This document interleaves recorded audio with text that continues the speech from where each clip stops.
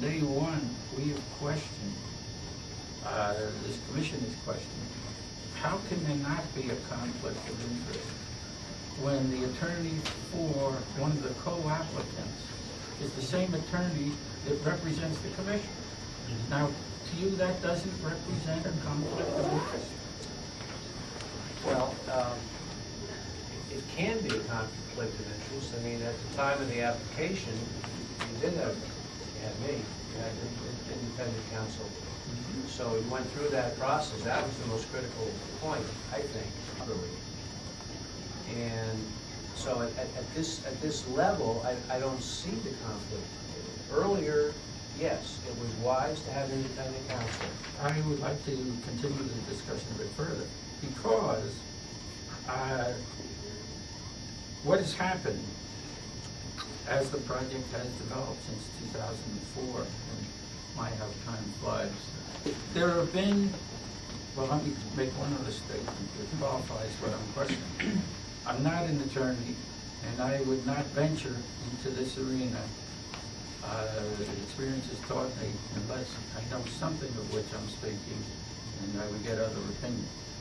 So I have discussed it with attorneys that do not concur with what you have told us, right? I'm not saying you're right, that they're right, but there is a difference of opinion. We also have seen a very dramatic change in the sequence or the hierarchy of control on this project, which I think everybody in this room talks about is the largest thing that's hit Fairfield, certainly since the years I've lived here. And it has to be done right. But we've seen an event in which the #1 controller of conservation issues here in the community has been dismissed from this supervision or from this project.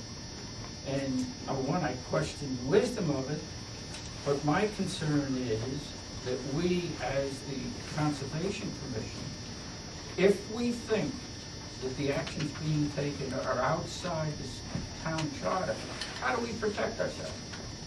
How do we, as members of the commission, not be a party to an action that, in fact, might be outside the town charter?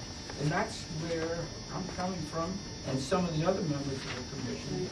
It's not that we want to slow down the project, we want to block the project, we want to do it properly, but each of us here has taken an oath to operate within the law. And the town charter is the law, and that's where we're coming from with all of this. And I just have trouble with these two things. One, I think there is a conflict of interest with Mr. Saxo, who is the town attorney. I'm not questioning for a second Mr. Saxo's motives, ability in that, but the fact that he is the town attorney, he is the attorney for the Conservation Commission, but he is also a party to the application. And we've dismissed the #1 guy, Stenke, who is the overseer of the project. So where do we as a community, where do we turn?